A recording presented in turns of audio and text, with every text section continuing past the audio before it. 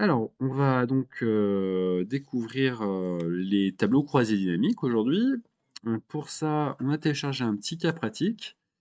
C'est le même qu'on a fait avec les sommes-si, les moyennes-si, les sommes-si ensemble. Et vous verrez, bah voilà, c'est beaucoup plus simple d'utiliser les tableaux croisés dynamiques pour arriver à répondre à des questions. On a téléchargé le fichier que je vais ouvrir en quelques instants. Hop.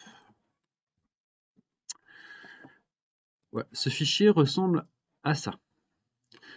Donc le cas pratique est le suivant. On est le directeur financier donc, d'une association qui récolte des fonds voilà, pour défendre une cause X ou Y, bon, peu importe, ça n'a pas d'importance. Et on a donc ce petit tableau. Première colonne, donc c'est des dates. La colonne B, c'est un numéro de téléphone.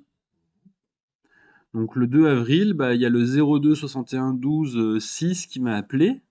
Il appelait de La Réunion, de Saint-Denis.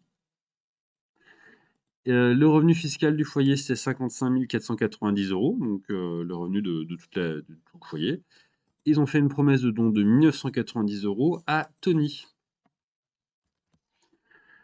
Voilà, parfait. Donc nous, en tant que directeur financier, on a ces informations-là.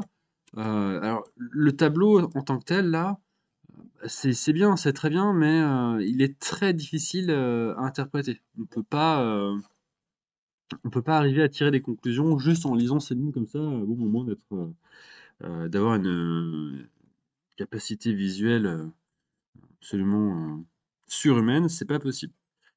Donc dans ces cas-là, on pourrait déjà la première chose qu'on pourrait faire, c'est de se poser des questions.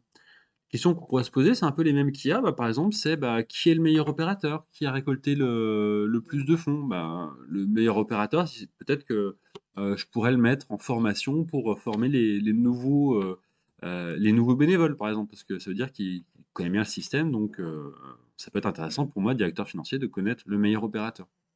Éventuellement, bah, ceux qui sont plus en difficulté, bah, je pourrais aussi, je sais pas, les mettre en formation ou essayer de voir pourquoi ça marche moins bien avec eux. Bref. Qu'est-ce qu'on pourrait voir également? On pourrait voir, par exemple, les villes les plus généreuses. Les villes les plus généreuses, c'est peut-être que, bah, ils connaissent très bien notre association, donc ça pourrait être intéressant de venir faire un petit événement chez eux, de temps en temps. A contrario, bah, les villes où on récolte moins de fonds, bah, ça pourrait être aussi intéressant d'y aller. Ça veut peut-être dire qu'ils connaissent pas trop notre association. Par rapport aux dates, on pourrait aussi effectivement regarder s'il y a des périodes clés pour notre association. Je sais pas, hein, si les gens en donnent plus, par exemple, en fin d'année, bah, c'est peut-être là que je devrais organiser un événement. Voilà, que je devrais avoir besoin de plus de bénévoles sur cette période-là pour bien recevoir les appels, et cetera. Alors, on l'avait fait les dates avec les sommes-ci, là, c'est là où ça commence à se compliquer, le système est assez rigide, et vous allez voir que c'est beaucoup plus simple de traiter, de répondre à toutes ces questions avec les tableaux croisés dynamiques. Eh ben écoutez, c'est parti, hein, sans plus attendre. On va commencer. On va le faire de manière classique dans un premier temps. Ouais, on va faire ça comme ça. Donc, première étape, je vais sélectionner tout mon tableau. Je vais faire un petit CTRL A pour sélectionner tout mon tableau.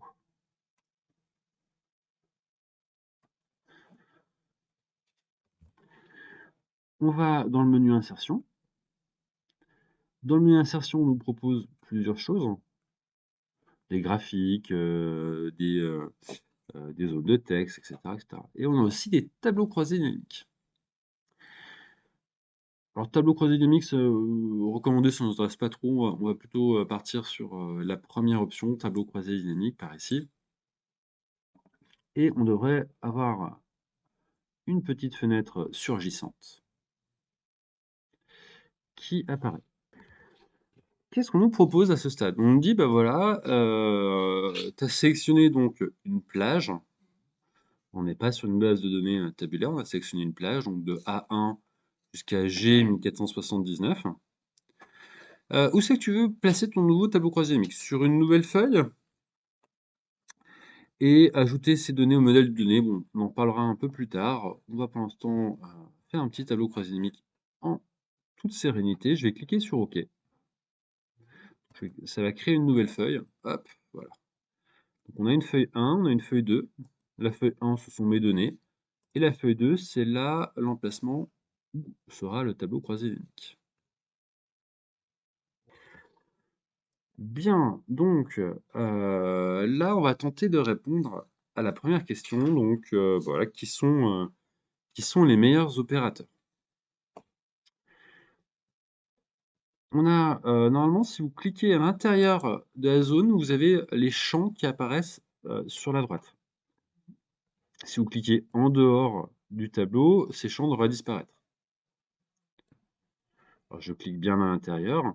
Si toutefois, par mégarde, vous fermez cette petite fenêtre sur la droite, vous pouvez la réafficher ici. Vous cliquez donc sur le tableau croisé dynamique, analyse du tableau croisé dynamique et liste de champs ici. Elle va réapparaître.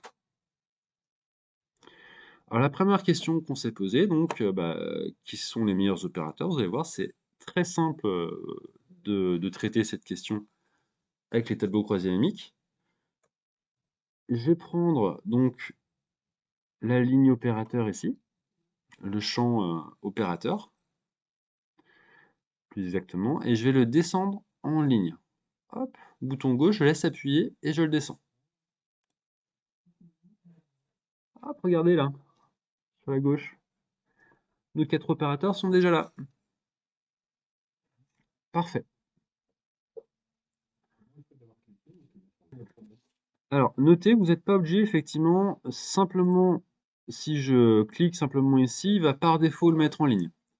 Bon, c'est pas une mauvaise habitude que de le glisser, parce qu'après on va voir les différents champs.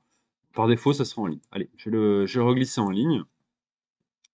Alors très bien, on a nos 4 opérateurs, on est arrivé à trouver nos 4 opérateurs. Maintenant, on aimerait connaître les promesses de dons que chacun d'entre eux a récoltées. Rien de plus simple, regardez. Je vais prendre les promesses de dons et je vais les glisser donc dans la petite boîte valeur. Parfait. Donc si vous avez fait le tutoriel sur le SumSci qui était sur le même cas pratique, vous pouvez déjà vous rendre compte de la puissance de l'outil. En glissant, déposant donc 2 éléments, on est arrivé donc à répondre à une question donc, qui était pas si facile que ça à répondre, hein, c'était de savoir combien chaque opérateur avait récolté. Alors là, par contre, au niveau du format, j'aimerais bien que ça soit en euros, donc regardez ce que je vais faire. Je vais aller vers valeur ici, la petite flèche, je vais cliquer dessus. Et dans paramètres du champ de valeur, on peut choisir donc si on veut la somme des promesses de dons, les moyennes des promesses de dons, les promesses de dons maximum, etc. Enfin, on a différentes fonctions. Et on a également donc le format. On peut choisir différents formats. Je vais regarder le format. Et ce que je vais prendre? Je vais prendre donc un format soit monétaire, soit comptable, hein. Voilà, avec 0 chiffre après la virgule. Ça fonctionnera très bien. Je clique sur OK. Je clique à nouveau sur OK. Et là, c'est parfait. Alors, on l'a vu donc hier avec les SumSci. C'est pas nécessairement celui qui a récolté le plus de promesses de dons qui est le meilleur opérateur, parce qu'il peut avoir travaillé beaucoup plus longtemps que les autres. Ce serait plus intéressant d'avoir la moyenne des promesses de dons, la moyenne des promesses de dons par appel. Là, on pourrait vraiment voir qui est le meilleur opérateur. Ah bah, ça pose aucun problème avec les tableaux croisés dynamiques. Regardez bien comment je vais m'y prendre. Je vais peut-être rétracter un petit peu cette zone-là. C'est difficile. Voilà, voilà, très bien. Vous voyez bien. Je vais prendre donc encore à nouveau la promesse de don. Et je vais encore la glisser vers valeur, là, par là. Je la glisse encore à côté. Effectivement, donc, ça me fait un titre somme de promesses de dons 2. Alors, restez bien avec moi, regardez. Je vais dire que cette fois-ci, dans les paramètres des champs de valeur, je ne veux plus une somme, mais je veux une moyenne. Et là, il va me faire la moyenne des promesses de dons. Le titre, éventuellement, je peux le renommer, hein, moyenne de promesses. On pourrait l'appeler juste moyenne des dons, par exemple. On peut lui donner un nom un peu plus sympa. Et en format de nombre, on peut également choisir un format monétaire, par exemple. 0 chiffre après la virgule, ça ira parfaitement. Je clique sur OK. Je clique à nouveau sur OK. Parfait. On a une colonne avec la somme des promesses de dons, une colonne avec la moyenne des promesses de dons.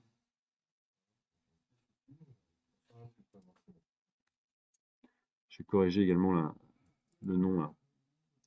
Somme des dons, là, ça sera un peu plus court, c'est un peu plus joli.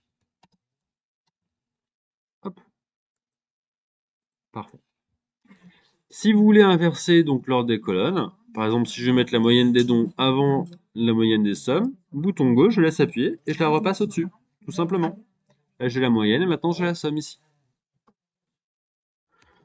En moyenne, donc, ce résultat signifie qu'en moyenne, chaque fois que quelqu'un a appelé Jack, en moyenne, il a récolté 1326 € par appel. Et total des promesses de dons, 434 960. Allez, on va encore en faire un petit.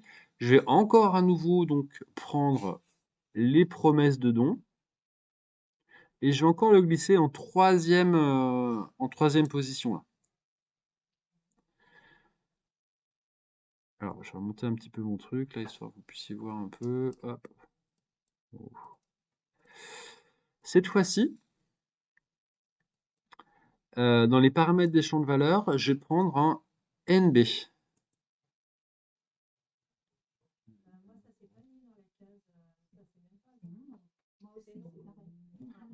Un NB, nombre des promesses de dons.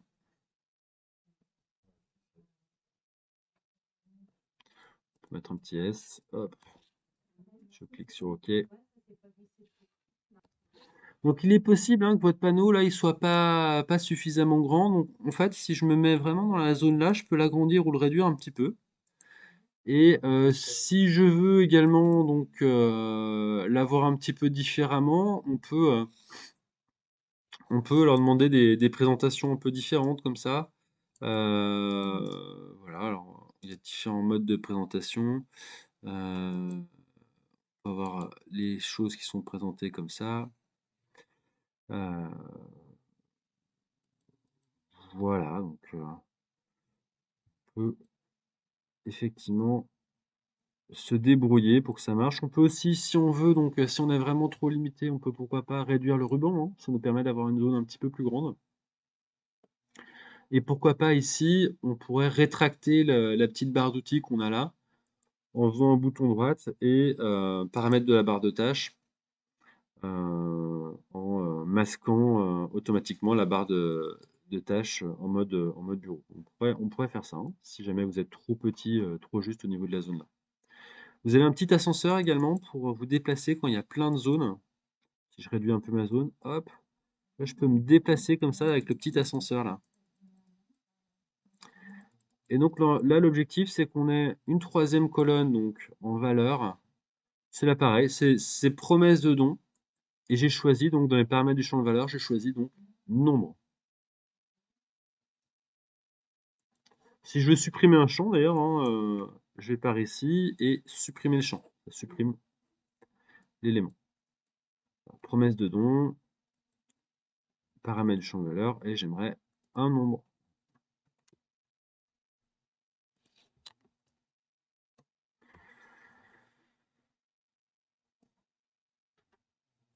Hop. Donc là, les conclusions qu'on peut tirer là, de cette première petite analyse, effectivement, c'est que Valentina, c'est elle qui a reçu le plus d'appels. Par contre, Tony a une moyenne de promesses de dons par appel qui est un petit peu supérieure. Juste au passage, hein, pour petit rappel, hein, si je fais la moyenne des promesses de dons multipliée par le nombre de promesses de dons, on va obtenir 434 960. Alors, c'est presque parfait. Ce qu'on pourrait faire peut-être, c'est trier pour avoir un classement par moyenne de promesses de dons. Donc, où Tony serait devant. On peut trier, donc pour trier, dans ces cas-là, on peut passer par données triées. On peut aussi passer par là aussi en option de tri supplémentaire. On peut trier donc par descendant de ZAA, donc en décroissant par moyenne des promesses de dons. J'aimerais donc avoir un tri par moyenne des promesses de dons en descendant de Z à A. Je clique sur OK. C'est parfait. Donc là, avec les sommes-ci, c'était très difficile de trier. Il fallait qu'on utilise une fonction décalée ou une fonction indirecte. Euh, voilà, c'est très simple. On peut faire ce tri très rapidement. Voilà, on est arrivé très simplement à faire un petit classement de nos opérateurs. Bah, je sais qu'effectivement, Valentina et Tony sont très impliqués, c'est eux qui ont reçu le plus d'appels, donc ils ont probablement, c'est eux qui ont probablement le plus de présence. Bah, peut-être que Sophie, elle a peut-être un peu moins de temps, elle vient un peu moins. Et puis effectivement, elle aura peut-être besoin d'un petit coup de main. Alors, à première vue, hein, comme ça, elle est un petit peu moins performante sur la réception des premiers sur les premiers éléments que j'ai en tout cas. Donc c'est parfait. Alors là, on a fait l'analyse très simple, on pourrait même la faire de manière un petit peu plus poussée. Alors admettons par exemple que je fasse une tournée dans le sud de la France. Bah, je pourrais me poser la question de savoir s'il y a peut-être des opérateurs qui ont peut-être plus l'accent du Sud, qui arrivent mieux à parler avec les personnes du Sud et qui ont des meilleurs résultats avec les personnes du Sud pour partir avec eux en tournée. On peut totalement le faire de manière très très simple. Alors regardez bien. Je vais prendre donc par exemple bah, soit les départements, soit les villes. Allez, on va prendre les villes, tiens.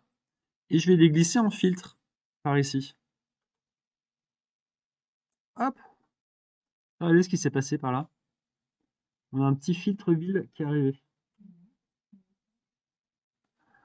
Et je vais cliquer donc sur le petit filtre et je vais choisir donc quelques villes du sud. Bon, voilà, alors sélection de plusieurs éléments. Alors, je vais décocher donc le petit bouton tous. Comme ça, soit je les ai tous, soit j'en ai aucun. Je vais garder donc Aix-en-Provence, Bordeaux, bon éventuellement Bordeaux, pourquoi pas. On va prendre Marseille, Montpellier, Nice, Nîmes, Toulon, allez, Toulouse, on va dire. Voilà, donc j'ai fait une petite sélection de villes. Si je clique sur OK, hop, automatiquement, donc, les moyennes et les promesses de dons donc, vont se recalculer. Donc, sur toutes les villes que je viens de sélectionner, bah, maintenant c'est Jack qui est en tête. Alors, il n'est pas très loin de Tony. On a une promesse de don pour toutes ces villes qui est de 634 000 euros. On a reçu 447 dons donc, sur toutes ces villes. Tout simplement en appliquant un petit filtre.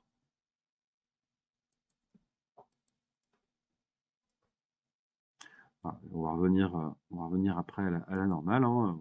J'ai resélectionné tous les éléments. OK. Vous voyez, très très simple hein, de savoir bah, voilà, les promesses de dons sur Aix-en-Provence. Je clique sur OK. Hop, on a le classement. Et le classement donc se réactualise automatiquement. Là, j'ai pris uniquement Aix-en-Provence. On voit que c'est Valentina qui a eu la plus grosse moyenne de promesses de dons à Aix-en-Provence. Le classement s'est automatiquement réactualisé. Donc Valentina a récolté 17 promesses de dons pour un total de 25 285 euros sur Aix-en-Provence. Parfait, donc on a fait déjà cette première petite analyse donc, sur les opérateurs. On va continuer un petit peu, on va essayer maintenant de s'interroger sur les villes les plus généreuses. On va recommencer donc l'opération. On revient donc à l'intérieur de notre tableau. Un petit CTRL A. Là, vous comprenez bien l'importance aussi hein, de pas coller votre ligne totale à la fin, hein, sinon elle va venir à l'intérieur de votre tableau croisé dynamique. Je vais dans insertion et je vais choisir donc tableau croisé dynamique, comme tout à l'heure. Je vais refaire la même chose que tout à l'heure. À la petite exception près, regardez bien, cette fois-ci, je vais pas lui demander de faire une nouvelle feuille de calcul. Je vais lui demander d'utiliser une feuille de calcul existante. Vous voyez le petit bouton ici là? Feuille de calcul existante. Et regardez bien au niveau de l'emplacement, je vais me déplacer, je vais cliquer là. Je vais aller sur la feuille 2 et je vais lui dire de me mettre un petit peu plus bas, là, en 12 ou en 13. Il faut toujours laisser un petit peu d'espace parce que le filtre, il est deux cellules plus haut. Donc, il faut toujours laisser un petit peu d'espace voilà, pour vos tableaux croisés. Donc, je me mets donc en A13. J'appuie sur Entrée. J'appuie sur OK. Et là, c'est parfait. Juste en dessous, on va avoir un deuxième tableau croisé dynamique.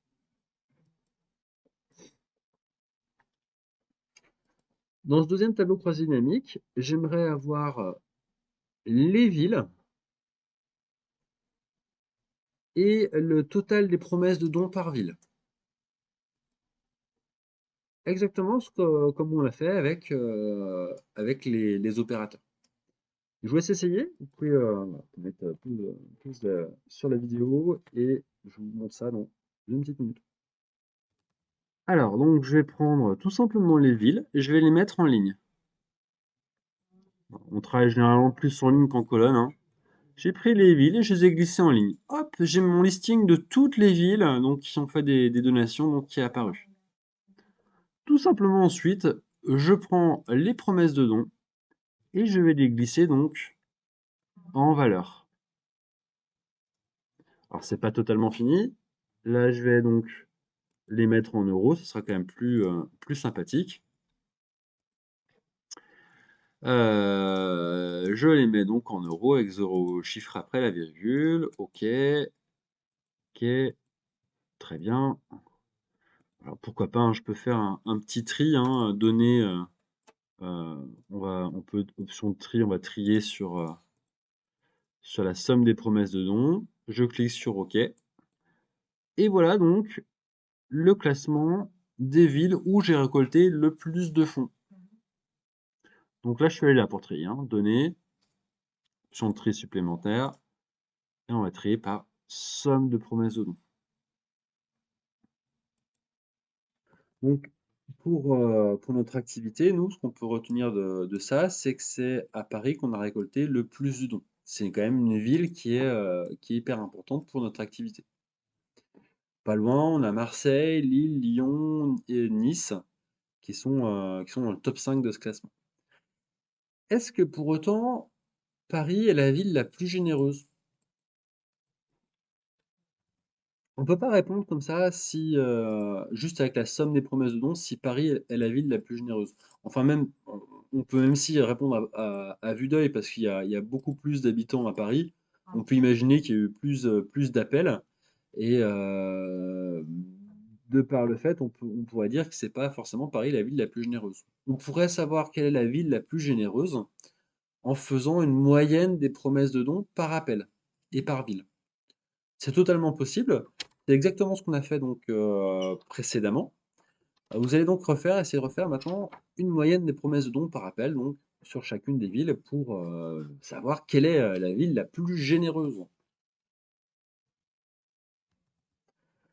Alors donc pour avoir la moyenne des promesses de dons cette fois-ci, qui va me renseigner sur la ville la plus généreuse, ou les villes les plus généreuses, je prends mes promesses de dons et je vais les glisser donc dans valeur. Là, ça reste une somme, hein, c'est les mêmes valeurs, c'est pas le même format tout simplement. Et je vais rebasculer donc dans paramètres des champs de valeur, je vais rebasculer en moyenne et format de nombre, donc monétaire.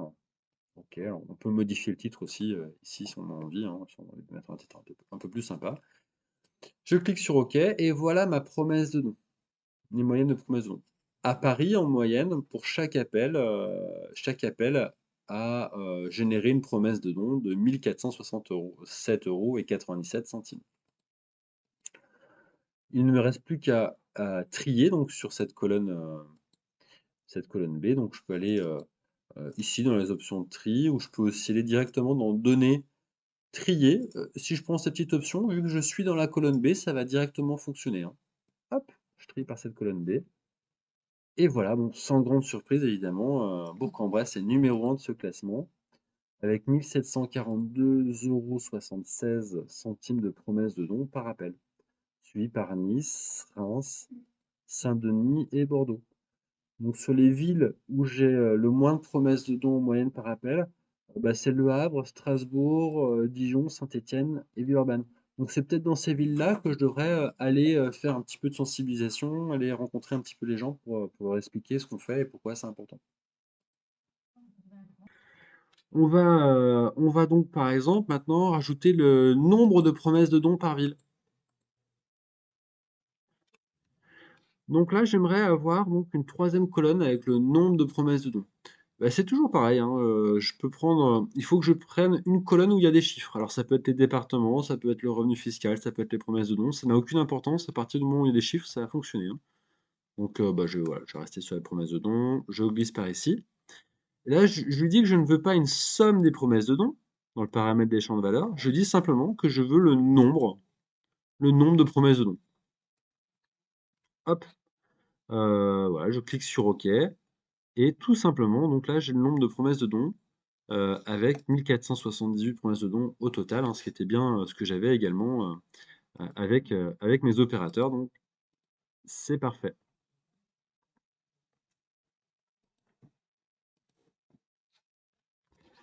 On pourrait faire beaucoup de choses encore sur ce tableau, hein. Par exemple, je sais pas, prendre les opérateurs, les mettre en filtre, hein. Comme ça, si je veux avoir une cartographie de ce que Jack a fait, je clique sur OK.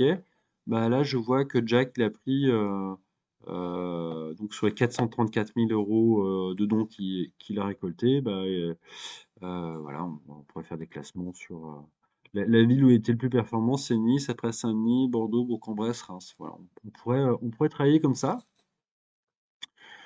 Mais à ce stade, donc, ce qui est important de bien voir, de bien comprendre, c'est que le tableau croisé dynamique, en fait, il est là pour nous simplifier la vie, pour nous simplifier la lecture.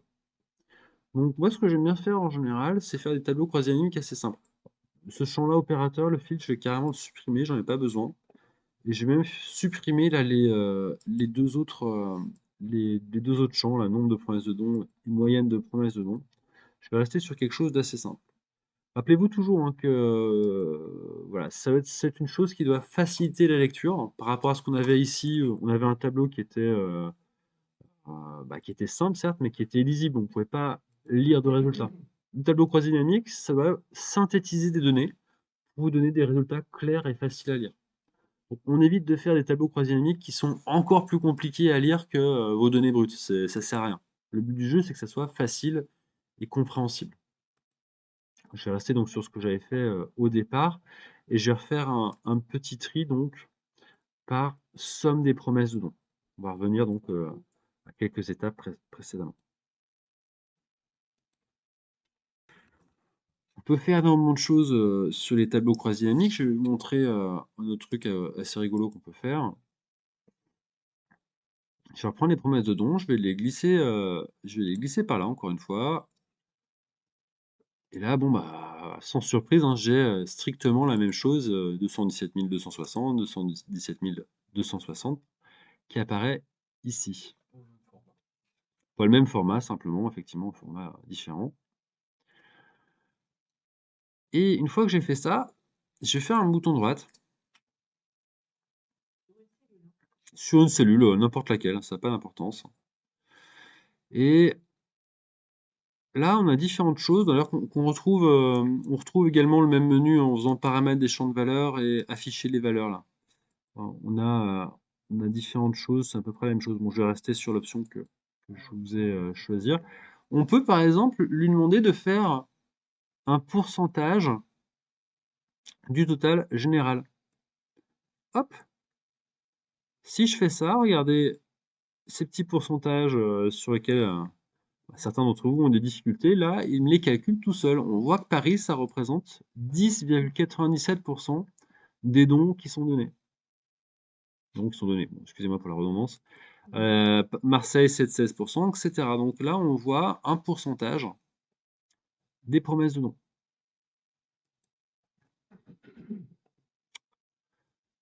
On peut, alors, tiens, je vais en refaire une. Je vais reprendre promesse de don, je vais le reglisser par là. Je vais aller dans les paramètres des champs de valeur, dans afficher les valeurs. On peut avoir un pourcentage du résultat cumulé aussi. Alors, champ de base, ville, on va y aller, hop. Donc là, je vais demander un pourcentage cumulé. Qu'est-ce que ça veut dire? Ça veut dire que Paris, Marseille, Lyon et Nice, si je prends Nice, ça représente 35,51% de toutes les donations. Ces 5 villes-là, c'est 35. Et si on rajoute Bourg-en-Bresse, ça fait 39,83%. Donc il fait 10,83 plus 7,16, 18,13. 18,13 plus 6,51, 24,64. Là, il nous fait un pourcentage cumulé de toutes ces promesses de dons.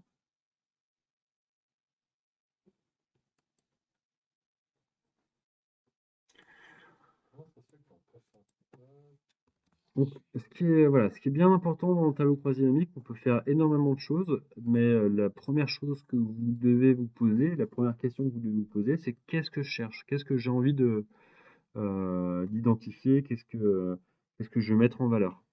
Si vous ne posez pas de questions sur le fichier, ça va être difficile de faire des tableaux croisés dynamiques.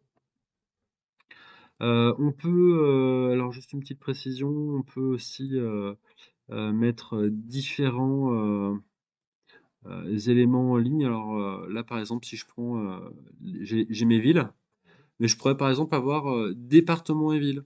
Donc si je mets les départements juste au-dessus, hop, on a département 01, ensuite on a département 06, département 13, avec 2 villes à l'intérieur. On peut avoir plusieurs éléments en ligne. Donc département 13, c'est 10% donc, de mes promesses de dons. Marseille 7,16%, Aix-en-Provence 2,87%. Donc après on peut les réorganiser de manière un petit peu différente ici. Donc on a des options. On peut insérer des sauts de ligne. On peut demander de désactiver pour désactiver les sous-totaux, ne pas afficher les sous-totaux. On peut faire différentes choses comme ça. Bref. On a plein d'options, mais le but du jeu, encore une fois, voilà, c'est de bien savoir ce que vous voulez afficher, ce que vous voulez mettre en valeur. Moi, pour moi, là, ce petit tableau-là me convient bien, il est bien lisible. Allez, c'est pas mal. On va continuer cette première exploration des tableaux croisés dynamiques. Et notamment, on va faire un nouveau tableau croisé dynamique associé aux dates. Je reviens donc sur ma première feuille. Hop. Alors, je vais faire toujours pareil, hein. Je sélectionne mon tableau. Insertion, tableau croisé dynamique. Cette fois-ci, je vais reprendre sur une nouvelle feuille de calcul. On va refaire notre tableau sur une nouvelle feuille de calcul. Tranquille. Je vais cliquer sur OK.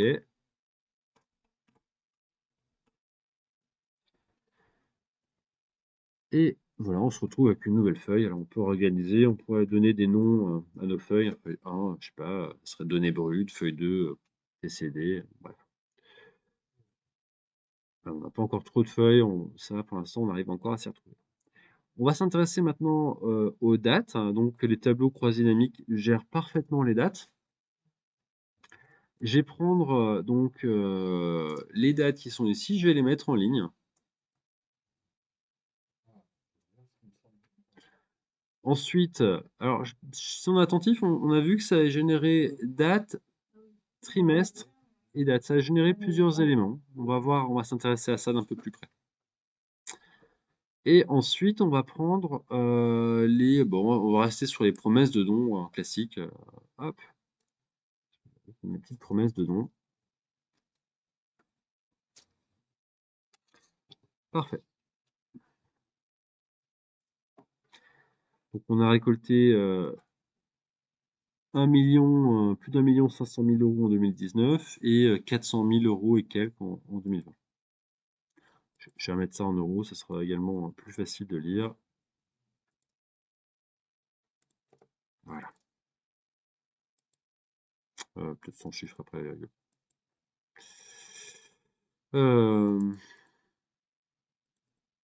Ok.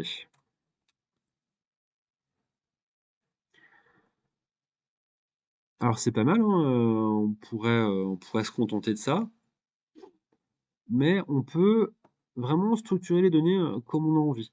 Sur donc notre tableau initial, notre première promesse de don commence le 2 avril 2019 et la dernière c'est le 1er avril 2020. Donc ça vient corroborer ce qu'on a ici. Alors regardez, si je clique sur le petit plus, on va avoir donc différents éléments qui vont apparaître. Voilà, on a notre année pleine glissante qui arrive, donc on a nos petits mois, etc., etc. Si j'ai envie de faire abstraction de la notion de trimestre, aucun souci, hein, je peux totalement supprimer ce champ sans aucun problème. Si je veux carrément retirer les années, pas de problème non plus, hein, regarde, je vais retirer les années, je supprime le champ, et là, du coup, il va me réorganiser mes données, donc de janvier jusqu'à décembre. Alors si mon tableau était sur 2 ans, bah, il cumulerait donc tous les résultats du mois de janvier ensemble, etc., etc. Donc là, on a une vision de l'activité donc de janvier à décembre. C'est parfait, donc on pourrait pourquoi pas faire un classement des mois les plus importants. On pourrait aussi, je sais pas, hein, utiliser la mise en forme conditionnelle hein, avec des petites barres de valeur. Euh, et là, on verra tout de suite que bah, les mois les plus importants, bah, c'est décembre, c'est septembre aussi, donc pour la rentrée, et avril. Donc numéro 2 avril, numéro 3 septembre. Très rapidement, on est arrivé à distinguer les périodes clés pour notre activité. Je sais que sur le mois de décembre, j'aurai sans doute besoin de plus d'opérateurs pour prendre les appels. Au mois de janvier, c'est très calme. Voilà, au mois de mai également, c'est très calme. Novembre, c'est très calme. Donc là, on va pouvoir organiser un petit peu plus finement son activité par rapport à ces informations-là. Donc, si nos données avaient été sur 3 ans, ça aurait pu être intéressant, par exemple, de faire une moyenne des promesses de dons sur janvier, une moyenne des promesses de dons sur février, etc. Bon, là, c'est pas le cas. On a une seule année, mais ouais, ça peut être intéressant. Ça les aurait cumulés, effectivement. Ça les aurait cumulés. Mais bon, rien ne nous aurait empêché de faire une moyenne sur une seule année, hein, par exemple, pourquoi pas. Si on veut connaître un opérateur, il y a peut-être un opérateur, si on veut connaître un petit peu leur manière de travailler, il y a peut-être des gens qui sont disponibles que sur une certaine période de l'année, hein. Là, on peut le savoir finalement, hein. Si je mets mes opérateurs, par exemple, en filtre, si je prends Jack, hop, on va voir l'activité de Jack sur l'année, hein. Alors, attends, je vais remettre ma petite mise en forme conditionnelle avec les barres. Là, Jack, il est très présent sur le mois de décembre, mais il est aussi bien présent en mars-avril. Sophie, Sophie, elle est plutôt du mois de juin, elle. Tu vois, elle a réalisé l'essentiel de la plus grosse partie des dons au mois de juin. Tony, mois de décembre. Ouais, Tony, Il est vraiment là au mois de décembre. Et Valentina, c'est plus équilibré, mais avril, septembre, décembre.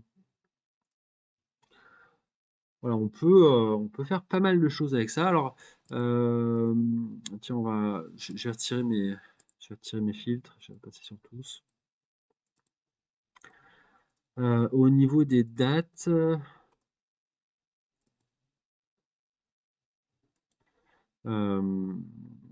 on va faire un petit bouton là, un petit bouton droite sur les dates. Je me mets sur n'importe quelle date, hein, ça n'a pas d'importance. Je me mets par ici et je fais un bouton droite là. On a deux boutons qui sont assez importants ici, c'est grouper et dissocier. Je vais aller sur dissocier. Et là, tu vois, ça me ressort les dates comme elles étaient donc à l'origine dans mon tableau. On est revenu sur la forme la plus brute. Le 2 avril, je sais que j'ai eu 2650 € de promesse de vente. Le 3 avril, 15 € seulement. C'était pas un très bon jour.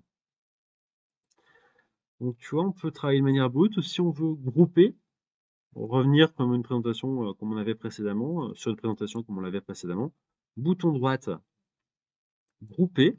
Et là, je peux lui dire, bah voilà, moi j'aimerais avoir les mois. Donc les mois, ça va donner ça. Je peux lui dire, bah j'aimerais les mois et les trimestres. Avec la touche contrôle, je pense que je pensais que c'est plusieurs. Oui, même pas besoin de touche contrôle. Les mois et les trimestres, hop. Donc là, tu vois, il va garder trimestre 1, trimestre 2, trimestre 3, trimestre 4 avec les mois. Si je veux juste les mois et les années, bah, c'est possible aussi, hein. Regarde, je sélectionne mois et année, je clique sur OK. 2019 avec tous les mois de 2019, 2020 avec tous les mois de 2020. Donc on est vraiment libre de structurer ces données, enfin le rapport de ces données, la synthèse de ces données, un petit peu comme on l'entend et de manière très simple. Tableau croisé dynamique, c'est fait pour vous simplifier la vie, c'est pas fait pour vous la compliquer, hein. C'est l'idée. Voilà, bon, on est pas mal, on a réussi à gérer cet aspect temporel, donc voilà, on peut le faire simplement. Donc là, sur le classement des opérateurs, donc, bah, on a finalement déduit que Tony était bien le meilleur, etc., grâce à une moyenne des promesses de dons. Mais en réalité, les chiffres, euh, les chiffres, on peut discuter de tout et même des chiffres, j'ai envie de dire. Euh, et la preuve est en fait que, bah, en fait, si on regarde bien ces chiffres-là, en fait, il y a une donnée qu'on a un peu occultée jusqu'à présent. C'est les revenus fiscaux du foyer. Si Tony a pris les appels, a sélectionné ses appels pour prendre uniquement les appels des personnes qui avaient les plus hauts revenus fiscaux, et ben en fait, ça trafiquerait un petit peu le résultat. On ne serait pas exactement sur les mêmes données s'il a pris que les appels provenant des banlieues les plus riches de France. Bah, voilà, ça pourrait fausser les résultats. On va essayer donc de corriger un petit peu ces éléments-là en insérant donc en faisant ce qu'on appelle un champ calculé. On pourrait très bien, si on le souhaitait, dire bah voilà, euh, pour nos promesses de dons, on pourrait très bien dire bah tiens, je vais créer une nouvelle colonne qui serait le pourcentage de promesses, le pourcentage de revenus consacrés aux dons.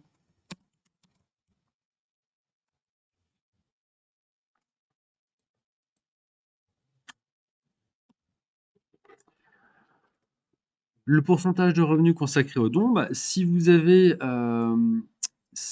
un don de 100 € mais que vous gagnez 1000 euros, bah, vous donnez 10% de votre revenu.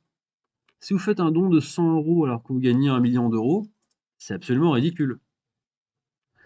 Donc, on pourrait faire une colonne qui nous renseignerait sur le pourcentage du revenu consacré au don. La formule, ça serait assez simple, hein, ça serait la promesse de don par rapport au revenu fiscal du foyer. Donc ici, donc, ça me donnerait, pour la première ligne, ça me donnerait 3,59%. Ça veut dire que cette personne-là qui a fait un appel, le 2 avril, elle a consacré 3,59% de son revenu à donner, effectivement, à faire une promesse de don. Voilà ce que ça signifie.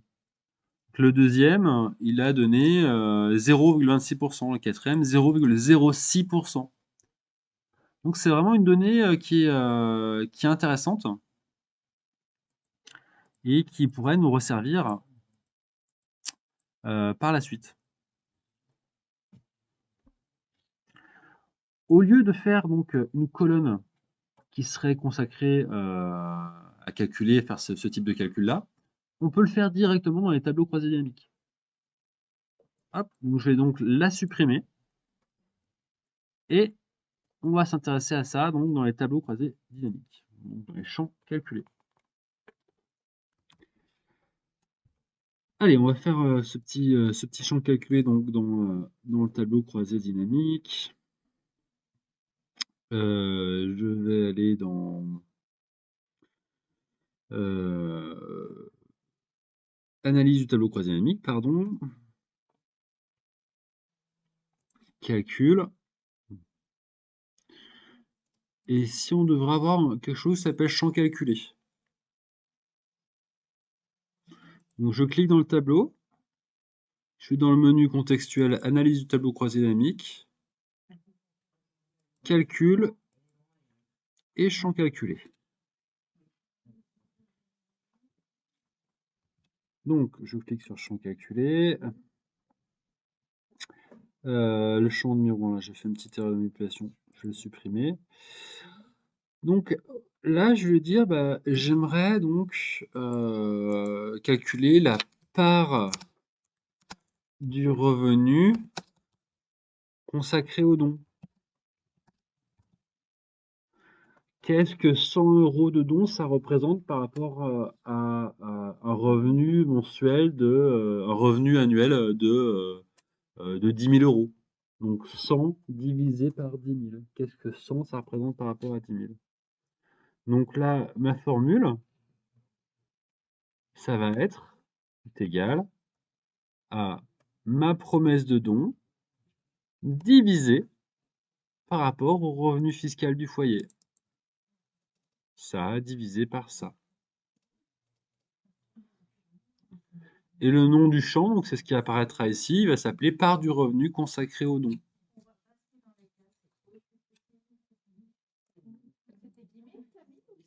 Ça se met automatiquement. Regardez bien comment j'ai fait. J'ai fait est égal. J'ai double-cliqué sur promesse de don divisé par revenu fiscal du foyer. Et je clique sur OK. Alors, ça nous donne 0, c'est juste un problème de format de cellule. Donc si je lui dis de passer au format pourcentage, avec deux chiffres après la virgule, on va avoir donc des chiffres. Qu'est-ce qui signifie ce chiffre-là? Là, on a un nouveau classement, encore une fois, et il nous dit grosso modo, bah, pour chaque appel que Tony a reçu, la personne qui l'a appelé, en moyenne, elle a donné donc 2,71% de son salaire, l'a consacré donc au don. Et finalement, bah là, les différences importantes qu'on avait hein, sur la moyenne des promesses de don, elles sont beaucoup plus limitées. En fait, en réalité, il n'y a que 0,07 ou 0,8% de différence entre Tony et Jack et Valentina. Ils sont très proches. Jack, donc pour chaque appel, la personne qui l'a appelé, elle a donné 2,63% de son revenu fiscal en dons. Voilà ce que ça signifie.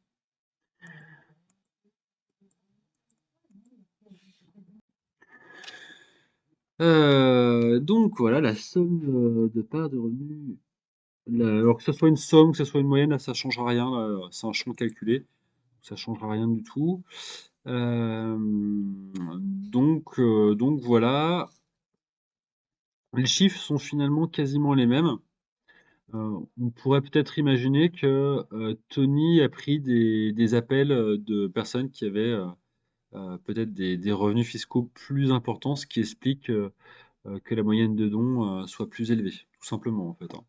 Parce que sur la somme de parts enfin sur la part du revenu consacré aux dons, tous les opérateurs ont à peu près reçu 2,5% du revenu fiscal du foyer. Donc ils sont à peu près finalement tous au même niveau, quasiment.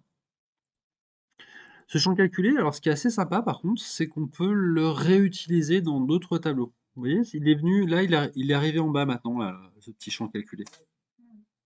Si je clique sur le deuxième tableau ici, que je descends tout en bas, on va retrouver donc part du revenu consacré aux dons, donc on pourrait l'utiliser également dans un autre tableau. Hop, part du revenu consacré aux dons, alors là il faudrait que je me mette au format pourcentage, hein. Dans les valeurs toujours. Je vais me mettre donc au format pardon, pourcentage, avec de chiffres après la virgule. Et là donc on a encore une donnée qui va être affinée hein, dans le tableau si je trie par cette dernière colonne là.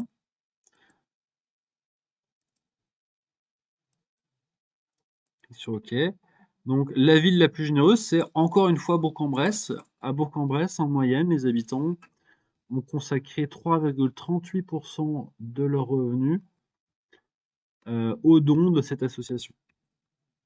Ensuite, c'est Saint-Denis, ensuite Nantes, Nîmes et Nice.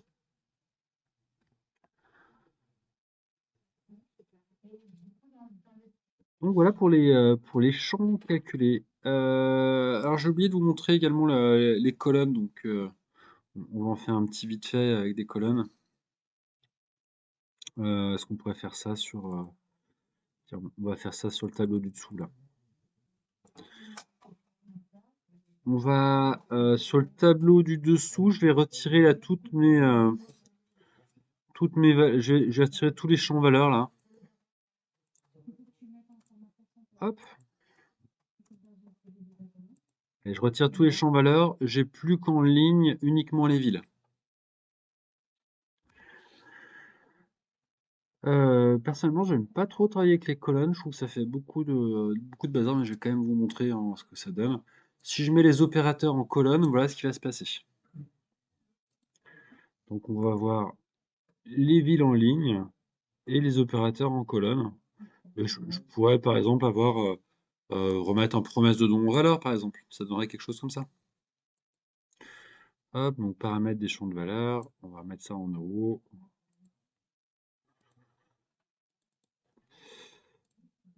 Donc voilà, on aurait un tableau qui serait comme ça, donc avec Aix-en-Provence.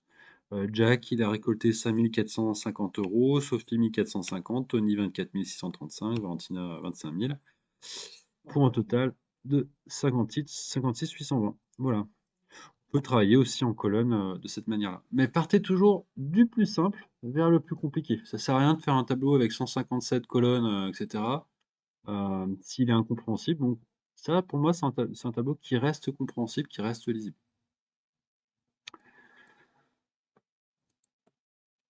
Ok. Bon, allez, je vais franchir le pas. Je vais renommer également mes feuilles parce que là, ça me chagrine un peu. Donc ça, c'est les données brutes, hein, donc voilà, j'ai marqué brut par exemple. Ici, c'est le premier TCD, TCD1, plus TCD2, voilà. TCD, TCD date, voilà. Ça, c'est TCD simple, hein, pourquoi pas.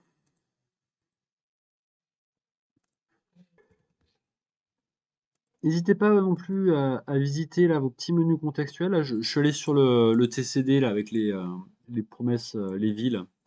On a plein de petites options qui peuvent être assez sympas dans création. Donc, les lignes à bande, ça va vous donner une ligne sur deux en couleur, ce qui peut faciliter la lecture de votre tableau. Colonne à bande, ça va vous donner donc une colonne sur deux en couleur. Bon, si vous mettez les deux en même temps, c'est pas très très lisible, mais bon, pourquoi pas. En tête de colonne, donc vous avez une colonne qui va être d'une certaine couleur. Si vous voulez changer donc le rendu, si vous voulez avoir d'autres jeux de couleurs, bah, il y en a d'autres, donc vous pouvez jeter un coup d'œil. Voilà, donc il y a différents tableaux. Je crois que vous pouvez même faire vos propres styles de tableaux croisés dynamiques si, si ça vous chante. Euh, donc voilà, un petit peu sur cet aspect graphique.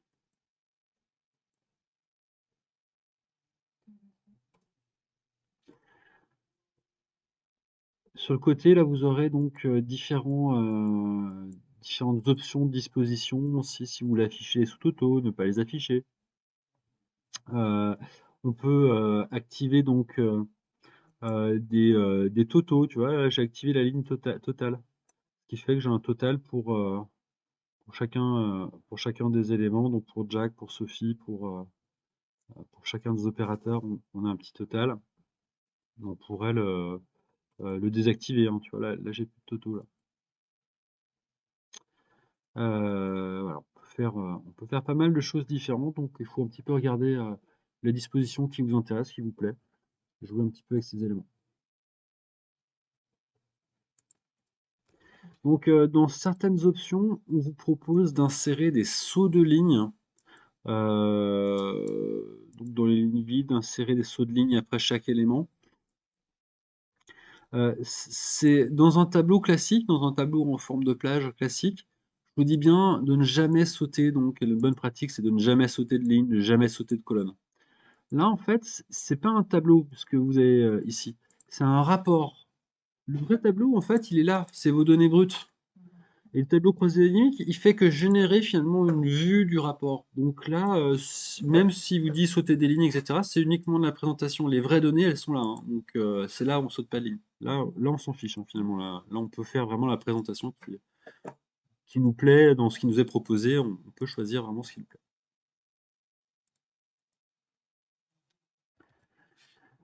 Alors, pour continuer, on va rajouter une petite ligne de tableau. Donc, on a reçu un appel, par exemple, le 2 avril 2020.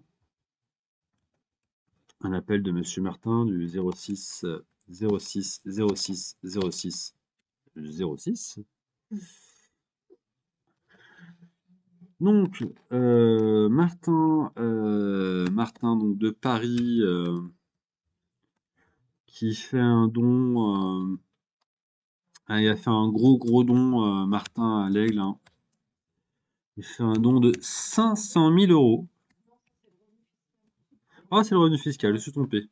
Revenu fiscal, il a juste 1000 euros de revenus fiscaux. Il fait un don quand même de 500 000 euros. Bah, ouais, on peut gagner au loto hein, aussi. Hein. 5 millions, peut-être pas, mais 500 000. Et il fait celle qui reçoit donc, c'est Sophie. Je suis évidemment sur mes données brutes. On ne rentre pas de données sur le tableau croisé dynamique. C'est ce tableau-là qui va nourrir entre guillemets les tableaux croisés dynamiques. Les tableaux croisés dynamiques, c'est juste une vue hein, de synthèse de ces données brutes. Donc là, j'ai rajouté donc le 2 avril, Sophie a eu le privilège de recevoir un appel du 06 06 06 06 et un don de 500 000 euros. Alors effectivement, quand je reviens sur mes TCD, je pourrais m'attendre à ce que la somme des dons maintenant soit supérieure à 2 millions d'euros hein, grâce à ce dernier don et que Sophie remonte également dans mon classement des opérateurs. Mais en fait, il se passe rien. Donc, il faut pour que ça fonctionne, il faut donc réactualiser les tableaux croisés dynamiques. On va à l'intérieur d'un tableau, on va dans les outils de tableau croisé dynamique et on a un petit bouton actualiser, actualiser ou actualiser tout. On va essayer, on va voir ce que ça donne. On clique dessus, hop, et on voit ce que ça donne. Bah, ouais, et bah, il se passe strictement rien. Ça n'a pas fonctionné.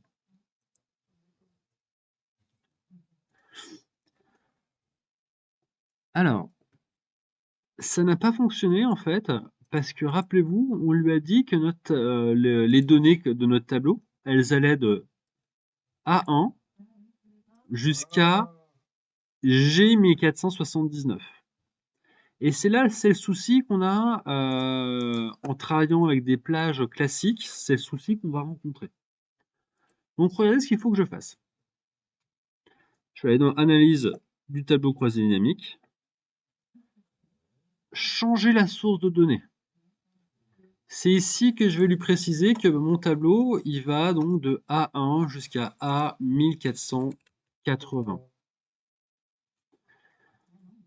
Je clique sur OK, et là, parfait, mes données se sont bien réactualisées.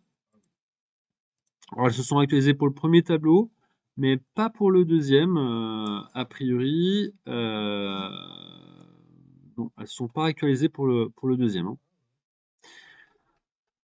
Donc, en fait, il faudrait que je fasse ça pour tous les tableaux croisés dynamiques que j'ai fait au préalable. Vous imaginez bien que c'est plutôt pénible à faire et qu'il y a une méthode plus intelligente et plus rapide de le faire.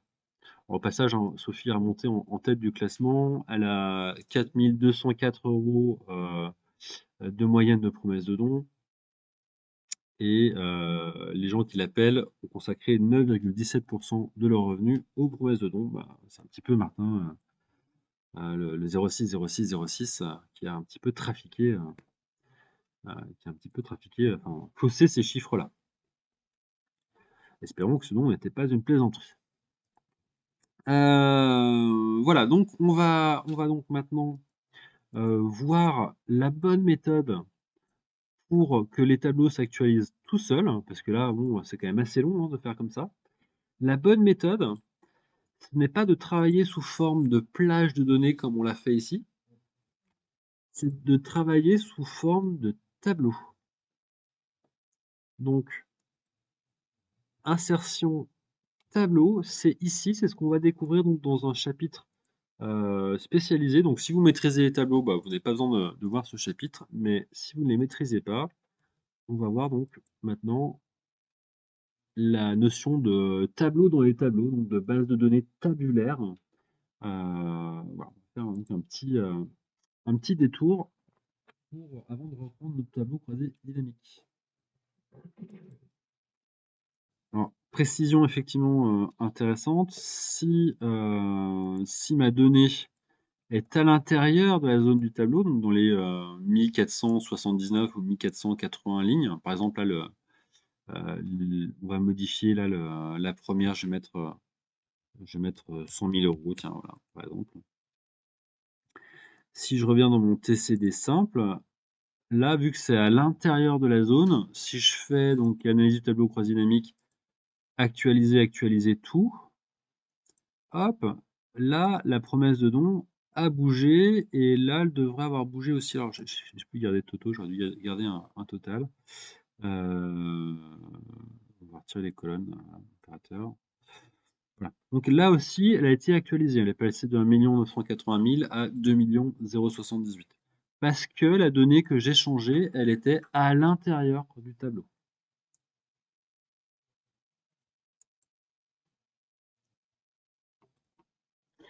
Donc on aimerait maintenant faire un petit classement des donateurs les plus généreux.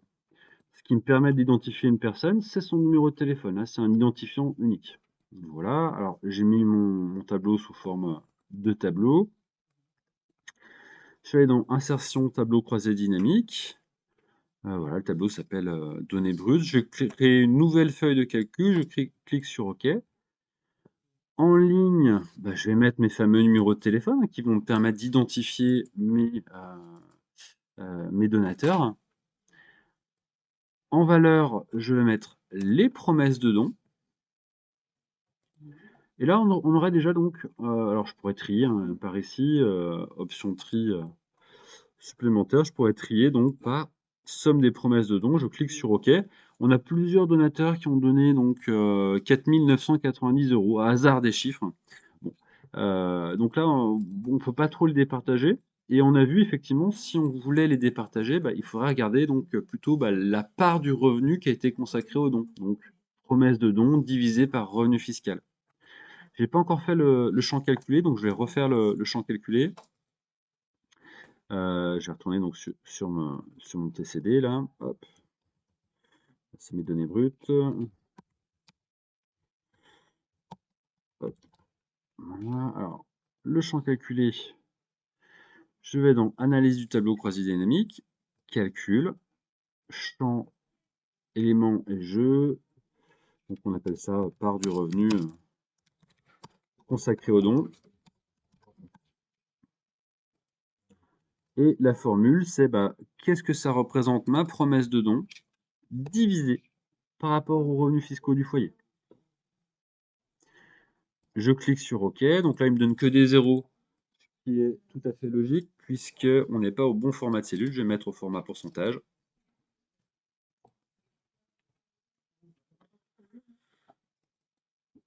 Hop, avec deux chiffres après la virgule.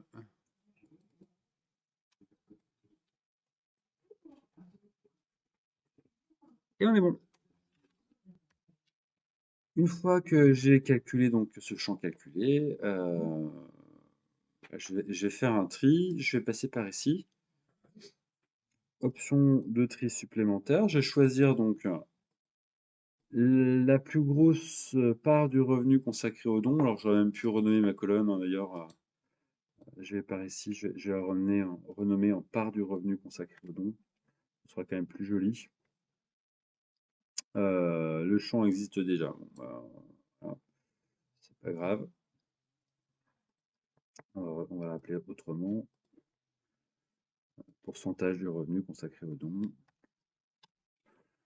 Voilà, très bien. Je vais retourner par ici, donc je vais trier option tri supplémentaire. Je vais trier par ordre descendant, pourcentage du revenu consacré aux dons. On ne parle plus des plus gros dons, donc là, ça sera le pourcentage du revenu consacré aux dons, le critère de tri. Vous noterez d'ailleurs que sur les tableaux croisés dynamiques, vous ne pouvez avoir qu'un seul critère de tri.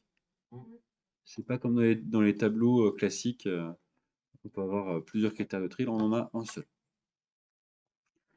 Dans les autres options, alors on peut aussi demander que le tri se fasse de manière automatique, à savoir si j'ai si j'ai un nouveau donateur qui va donner plus en pourcentage, il va tout de suite être mis en avant dans le classement.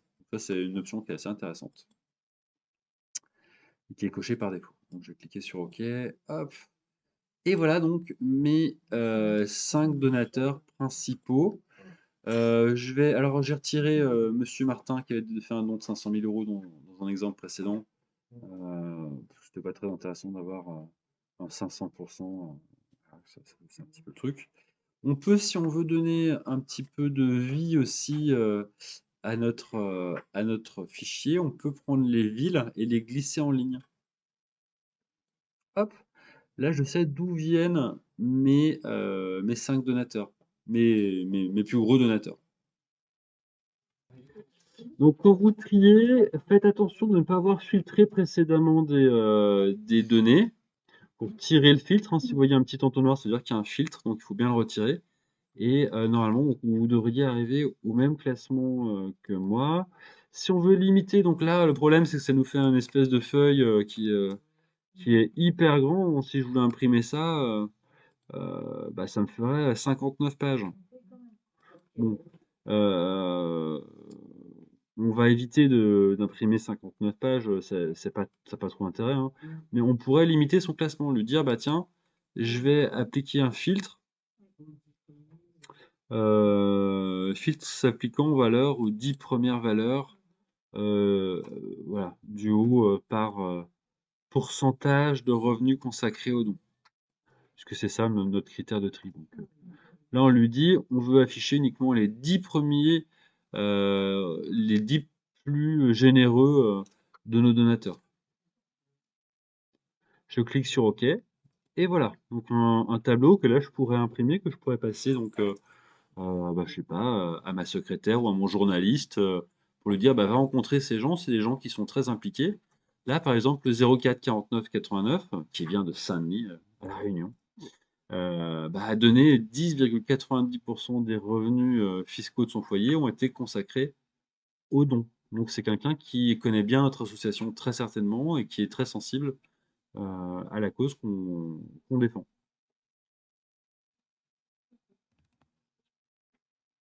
Alors, question complémentaire pour supprimer un tableau croisé dynamique. Je clique à l'intérieur du tableau croisé dynamique.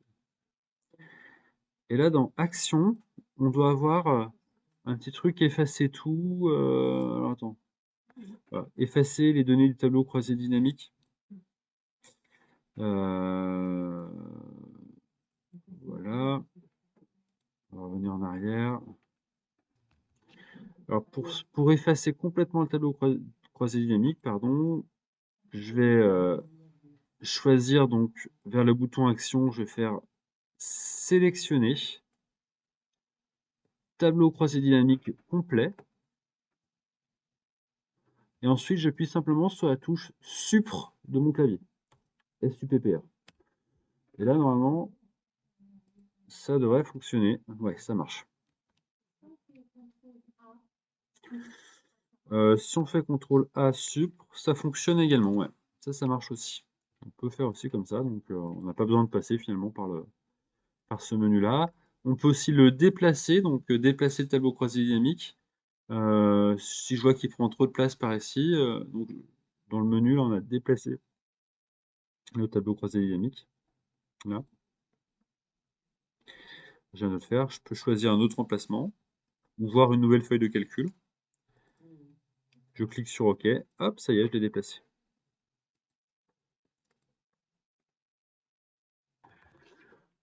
On va donc maintenant s'intéresser au graphique croisé dynamique. C'est le même principe, hein, donc là, mes données sont sous forme de tableau, donc je me mets simplement à l'intérieur. Si j'avais une plage, j'aurais dû sélectionner ma plage, faire insertion. Et là, on va pas insérer un tableau croisé dynamique, on va insérer maintenant un graphique croisé dynamique. On va passer par ici. Donc graphique croisé dynamique, graphique et tableau croisé dynamique, ça va vous faire les deux en même temps.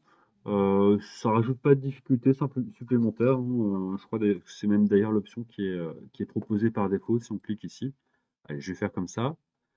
Toujours pareil, il me demande là bah, quelle plage de données tu utilises. Bah, moi, c'est pas une plage, c'est un tableau, ça s'appelle données brutes, mon tableau. Et je vais faire ça donc sur une nouvelle feuille de calcul. Et je vais cliquer sur OK.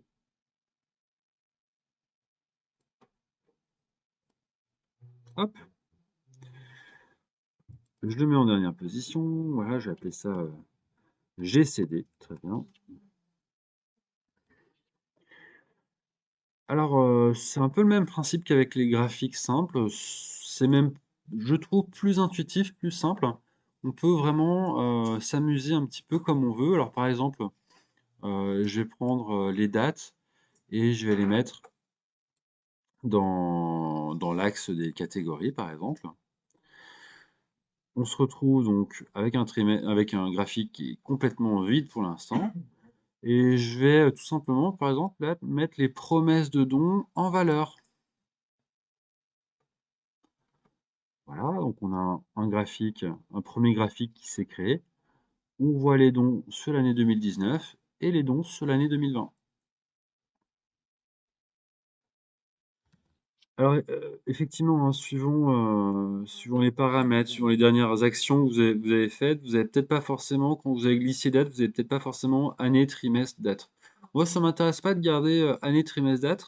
Je vais virer les années et je vais d'ailleurs aussi virer les trimestres.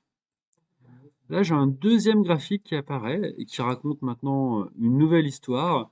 Donc, c'est l'évolution mois par mois de mes donations. Là, on voit bien clairement décembre qui est vraiment le mois stratégique. Et puis, bon, bah, janvier, c'est plus tranquille. Et puis, on a quand même 2 mois assez forts en avril et septembre. Mais c'est vraiment sur janvier qu'il faut bien travailler. Si on voulait changer de type de graphique, donc on pourrait aller sur création, modifier le type de graphique. J'aimerais bien un graphique en courbe. Et voilà, donc un graphique en courbe, l'évolution des donations au cours de l'année.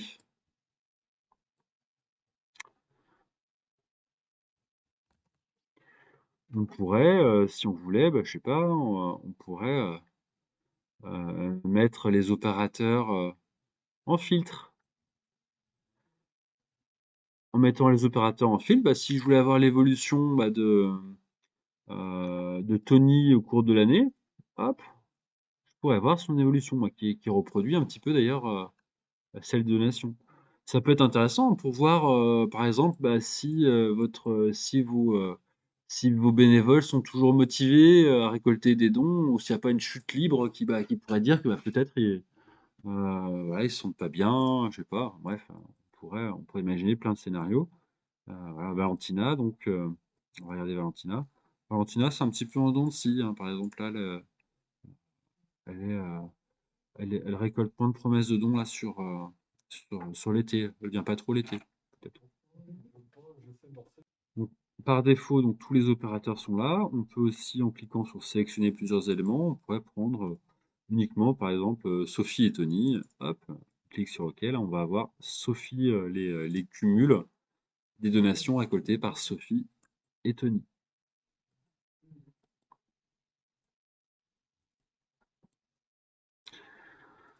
Voilà, alors, qu'est-ce qui se passe si on met les opérateurs en légende? Là, j'ai pris les opérateurs, je les ai mis en légende. Bon, alors, c'est c'est pas très lisible, effectivement, parce que, mais en plus, c'est des chiffres qui ont été générés aléatoirement, donc c'est pas très crédible. Mais bah, tiens, on va prendre, par exemple, uniquement, j'ai filtré uniquement, je crois que c'était, attends, je vais revoir. Le gris, c'est Tony, le bleu, c'est Jack. Ils ont l'air de suivre un petit peu. Donc, Tony et Jack. Là, on pourrait voir l'évolution entre Tony et Jack.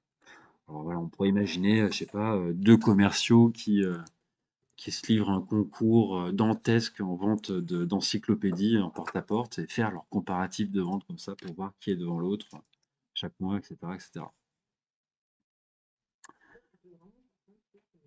On peut vraiment faire énormément de choses avec les tableaux croisés dynamiques et les TCD, les tableaux croisés dynamiques et les graphiques croisés dynamiques. La seule limite, c'est votre imagination. Et c'est aussi, j'ai envie de dire, de faire quelque chose que vous puissiez expliquer, que vous puissiez présenter. Imaginez-vous toujours en réunion en train d'expliquer les tableaux que vous avez. Si vous ne pouvez pas l'expliquer, si c'est un truc bah, qui est très joli mais qui part dans tous les sens, bah, ça n'a peut-être pas forcément beaucoup d'intérêt. Il faut mieux un truc plus simple, plus compréhensible que quelque chose qui est incompréhensible et surtout pour vous, hein. Il faut que, si vous n'arrivez pas à le comprendre, ne le présentez pas. Voilà en tout cas pour ce chapitre sur les tableaux croisés dynamiques. Alors, on connaît pas, il y a plein de petits boutons au tableau croisé dynamique. Vous faites un bouton droite, là, tout de suite, on vous propose des options. Il y a plein d'options différentes.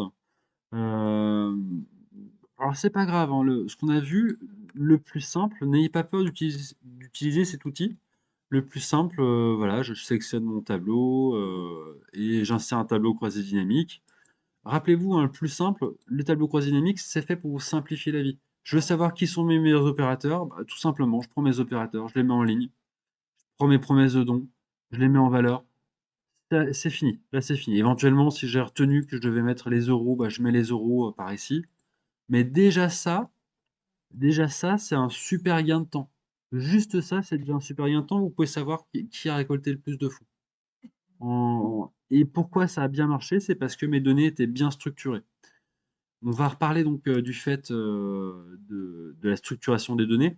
Si par exemple ici, j'avais un opérateur qui sait pas trop bien utiliser Excel, qui m'a mis des espaces après Tony. Tony avec un espace, c'est pas pareil que Tony tout court. Et donc là, les données ici, elles vont changer, hein. Les données de mon TCD, elles seront plus bonnes. Je sais pas où j'ai généré le dernier, il est là. Donc là, elles seront plus bonnes. On va voir Tony, il est à 697 240. J'ai pas réactualisé mes données en même temps, donc ça n'a rien changé, mais si on veut actualiser les données, effectivement, Tony avec un espace, c'est pas pareil que Tony sans espace. Si vous faites une faute d'orthographe, c'est pas pareil non plus. Donc, si vous sautez des colonnes ou si vous sautez des lignes, votre tableau croisé dynamique ne fonctionnera pas.